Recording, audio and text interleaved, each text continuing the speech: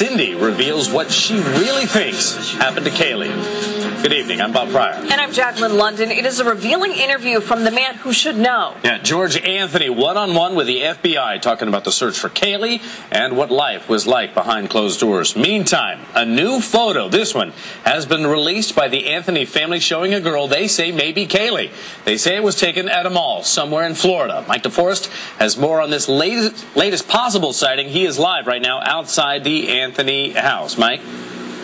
Well, if you were to ask law enforcement about it, they don't think that this is Kaylee at all. They say it's not her because they are convinced that she is dead. In fact, one sheriff's official that I spoke to said he actually feels sorry for the little girl in this photograph, saying that she's just some innocent girl out there whose identity is eventually going to be found out, and that her parents are going to have to prove that that is their daughter and not Kaylee. But the Anthonys here are convinced that that little girl could possibly be their granddaughter. To the average person, the girl pictured on the left does resemble Kaylee Anthony. George and Cindy apparently think so, and they know her better than any of us. But when was this photo taken? And just as importantly, where? All day, the private investigator working for the Anthony family has refused to give us any details about the photo's origin, other than saying it was snapped at a shopping mall somewhere northwest of Orlando. No one came to the door at DNA Investigations in Longwood, but over the phone I asked private investigator Dominic Casey why he could not give me any more details about the photo. He told me, quote, "You're not law enforcement." But law enforcement has no interest in this picture. The Orange County Sheriff's Office is convinced Kaylee is dead, and they have stopped looking for her alive. We should have every right to be able to rule out or to look and see and to verify whether it is her or not. I asked the Anthony's private investigator why he did not immediately alert other witnesses at this undisclosed shopping mall to see if anyone else, maybe another mother at this playground, could either positively identify the child or point him to where this little girl might be. But the private eye told me it would be inappropriate for him to disclose that information. He then refused to answer any more of our questions. I've been playing phone tag all day with Cindy Anthony. She hasn't been available for comment. As you'll recall, though, the family was supposed to be holding a press conference today to explain the reasons why they feel little Kaylee is still alive. Yesterday, though, the Anthonys abruptly canceled that press conference, either coincidentally or not, just hours after their attorney, Mark Nejame, walked off the job. Nejame says he didn't want to represent the Anthonys anymore, didn't give any specific reasons, but said he needed to have more control over his clients. Reporting live in East Orange County, Mike DeForest, Local 6. Now to Tony Pipitone and the new interviews released today. Tony, George Anthony was quite candid in this line of questioning. Yeah, as a father and grandfather, he desperately wants to believe Kaylee is alive and his daughter is not a killer.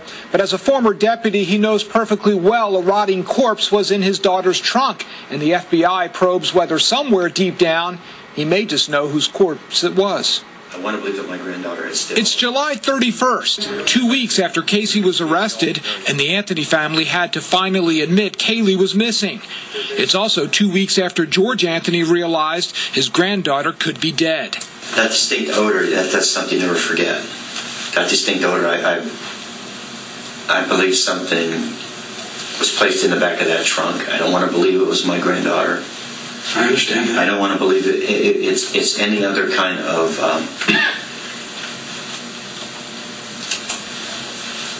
any other thing but that pizza. So I don't want to try to believe it at this moment, but I deep inside my heart feel it's not. And as for the public claim the family made that the smell was leftover pizza, George admits he knows better. Garbage and this other decomposition smell are totally different. I mean, that's very distinguishable.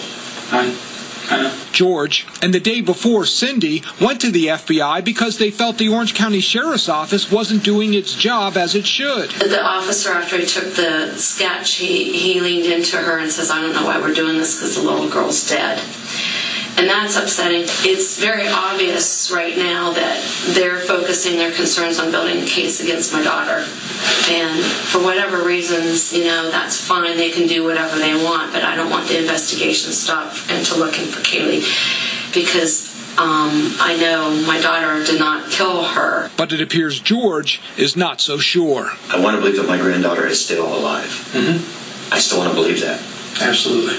I want to believe that someone is taking care of her, loving her, feeding her, nurturing her until we can get her back. I need to believe that. I got to believe that, not only for my sanity, but also for my wife and my sons. Absolutely.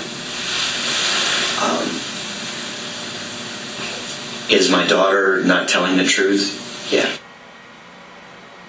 Strange as all that is, it gets even weirder tonight at 6 when we hear from Cindy how Casey claims Kaylee was kidnapped at Blanchard Park now by her babysitter Zenaida's sister. Something to teach her a lesson, Cindy says.